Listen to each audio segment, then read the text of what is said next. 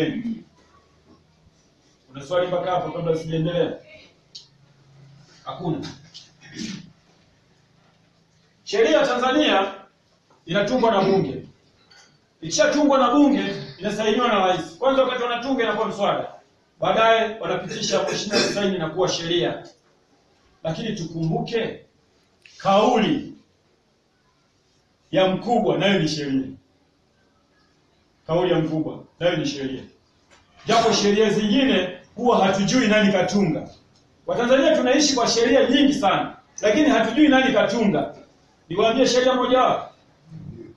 Ni nani alisema ukitembea barabarani lazima uvae nguo?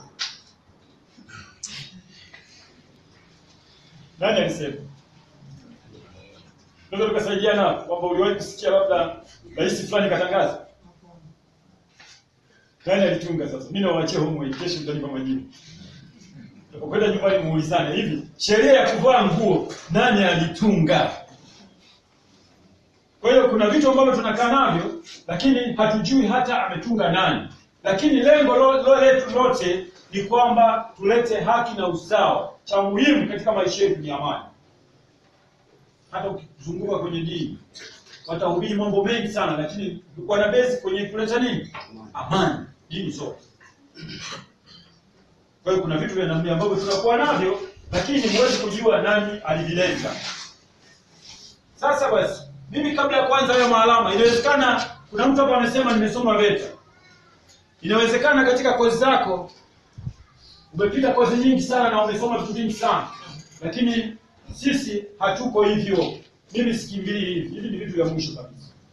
Leo ninataka kukuambia maisha ya gari yako. Wewe unaendesha gari, umenunua gari. Unaifahamu inaishi vipi? Unaifahamu inataka nini? Umenunua pikipiki, kuna watu wa bodaboda? Hebu nyosha kidole bodaboda. 1 2 3 4 1. Kweli bodaboda Shinyanga hapa ni 1 tu. Kimuuliza bodaboda anakuambia nikasome nini bwana? Mimi kuendesha najua. Hajui kuna madereva wengi sana. Kuna dereva anaendesha kwa sheria ambayo ukimtoa hapa kupeleka Arusha ataendesha. Ukimtoa hapa kumpeleka Dodoma ataendesha. Kuna dereva anaendesha Lamani ya Shinyanga. Huyu huwezi kumtoa hapo kumpeleka Mwanza. Ukimfuata sasa hivi ukamwambia bwana wewe unatoka hapa kwenda Munze. Hii gari nataka niikodi, tunaenda Mwanza, tuna harusi siku 3. Atakwambia mwenye gari hataki iende mbali. Ukimwambia ni darasani anasema nikasome nini? Mimi naendesha. Kwa sababu barabara ya Munze naifahamu, vituo vyote navifahamu, stendi ya Shinyanga naifahamu, wale ni madereva wa Lamani. Tunaelewana jamani? Wale tunaita madereva wa nini? Wa Lamani. Kwa nini nimesema wa bodaboda hapo? Wewe unaenda dukani unanunua pikipiki milioni 2. Unaambiwa na muuza pikipiki pale, pikipiki hii inatumia mafuta aina gani? Petroli, si ndio hivi? Bodaboda anachukua anazunguka siku 2 3 anaipeleka kwa fundi. Bwana hebu inyime isile petroli. Ibanie mafuta. Unataka ile nini? Wakati unanunua dukani uliambiwa hii lazima ile nini? Petroli. Kwa hiyo ikiwaka lazima ile petroli. Wewe unaipeleka kwa fundi unaibania mafuta isile petroli. Unataka ile nini? Niwekee bila maziwa kwa sababu Shinyanga imeje. Kwamba hii sasa nataka isile petroli, injini yake hiyo inainunulia maziwa kwa sababu maziwa bei rahisi kikombe 500. Lakini yote yanatoka nini? Ni elimu. Ile unapoibania petroli unasababisha matatizo mengine, inafanya kazi nzito bila chakula. Ni sawasawa nimeoa, nimemchukua binti labda ya huyu mzee wangu hapa, amebeba mizigo yake ameenda, lakini mwaka hadi mwaka nguo ni zile zile alizokuja nazo. Kweli?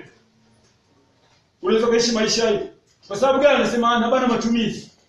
Sasa na yeye siku moja ukitoka kazini amekutengea dagaa huyu mmoja na tonge la ugali kwa kuwekea pale. Unanao unafunua unakuta kuna dagaa moja na tonge hili moja la ugali. Unasema leo umekwaje? Malaria au ni nini hii?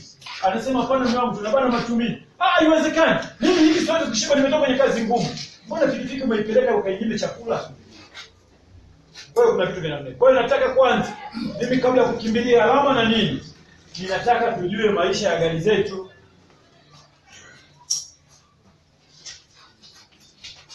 Ninataka tujue maisha ya nini? Ya gari zetu. Kaa kwa muda. Angalia kwenye watu wembamba kidogo mnaweza kumtoa taa. Mfano gari iko nyumbani kwako, anakuja mtu anakuuliza bwana, steering ina kazi gani? Nani anaweza kujibu? Steering ina kazi gani? Nataka unanyosha kidole, alafu unasema umekaa hivyo hivyo kwa starehe. Nyosha kidole alafu mimi na point, alafu unajibu. Steering ya gari, ya baskeli, ya pikipiki ina kazi gani? Ndio mshukuru. Ongoza gari. Ongeza chini isiumbe. Haya, mimi niko kwenye gari nimewasha na fumba macho. Nashika steering naweka gia time.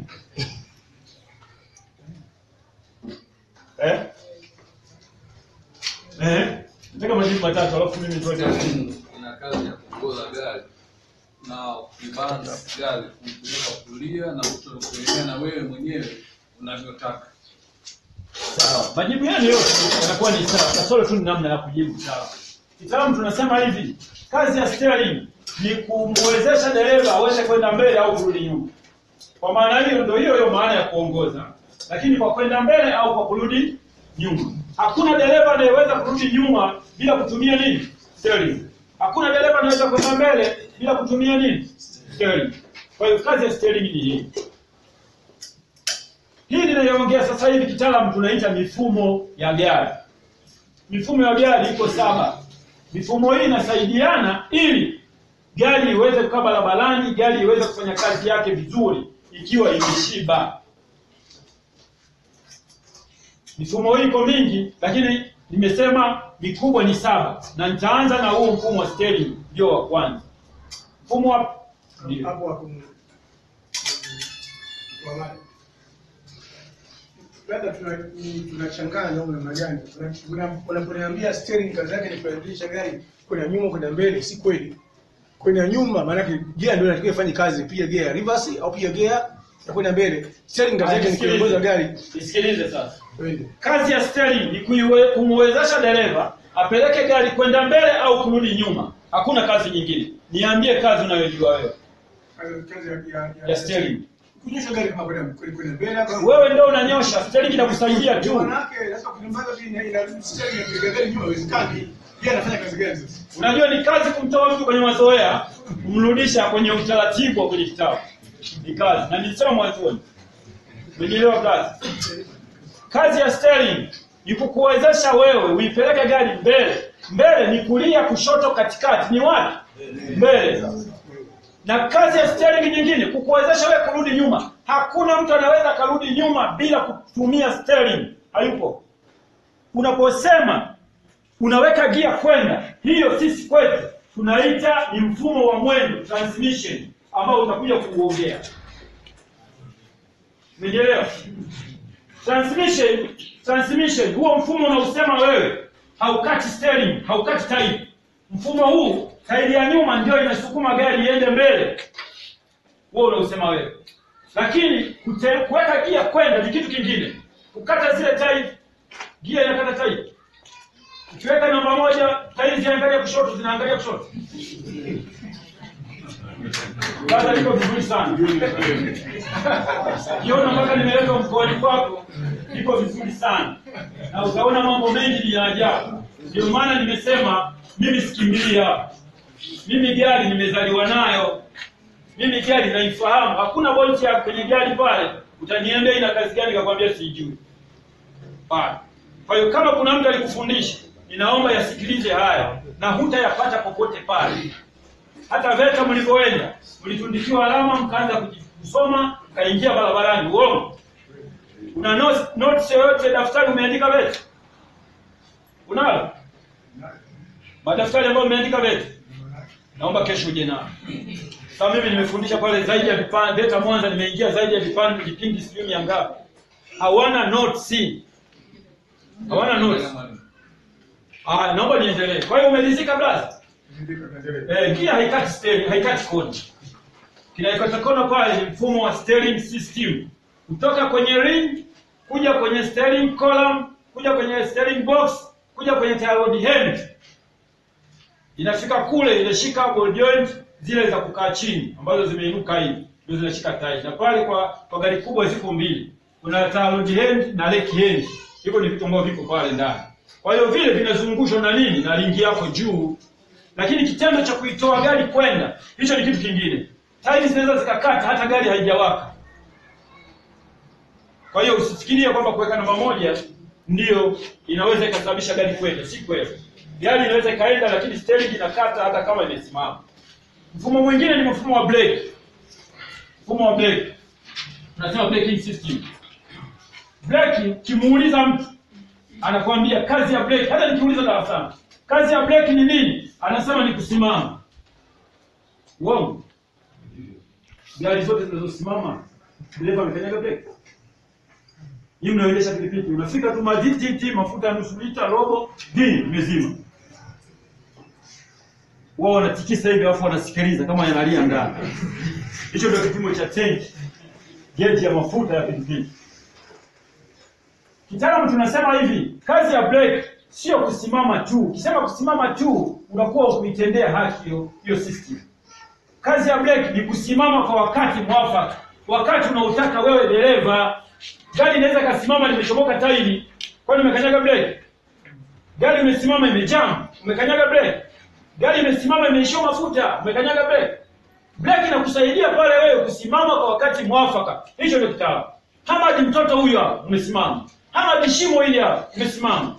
Lakini ukisoma historia ya brake za zamani, kwa mfano watu wa pikipiki, watu wa basikeli, alikuwa akitoka Mwanza anaandika barua Shinyanga kwamba mimi nitafika Jumatatu saa 10 jioni. Ndugu anaenda kumsubiri pale na michi ya kutwangia nini, atateremka kule hana brake. Akifika wanatupia, inaingia kwenye spoku mle, anaanguka, wanamuinua, wanaenda. Wazungu wakaona ataumia, ndio akaweka brake. Lakini kipindi hicho zilikuwa zinasimama.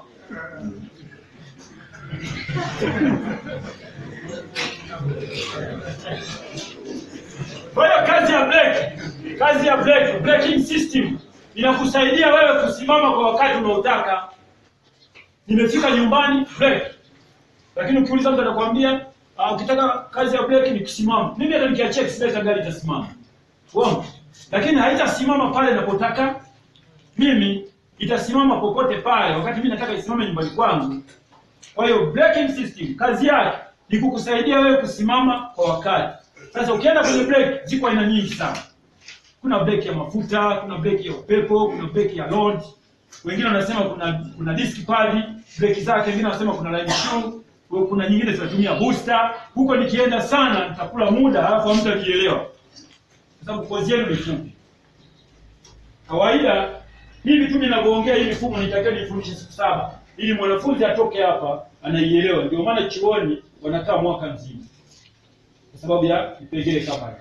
Mfumo mwingine unaofuata ni mfumo wa upozaji. Ndio wazungu wanasema cooling system. Sio? Kuna aina mbili za upozaji.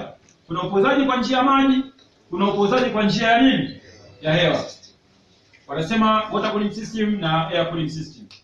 Sasa basi tuanze na upozaji kwa njia ya hewa. Injini hizi zikoje? Injini zinazopozwa kwa njia ya hewa nyingi, sikatai, lakini asilimia kubwa huwa ni za aluminium. Injini hizi. Kwa nini watengeneza aluminium? Sifa aluminium inapata joto haraka sana, lakini ukisimama dakika 5 imeshapoa. Uongo au kweli? Kwa hiyo wakati sifa ya upozaji kwa njia ya hewa, wakatengeneza injini zake zinakuwa za aluminium. Injini hii ina kelele. Ina kelele kwa sababu ndani ya injini kuna oil tu. Kwa hiyo oil haitengenezi uzito ule wa injini kutulia. Kwenye magari wamechoma box, wametengeneza box moja kubwa sana. Ile box ndani wameiwekea fan, alafu wameiwekea mikono inaiangalia ile injini.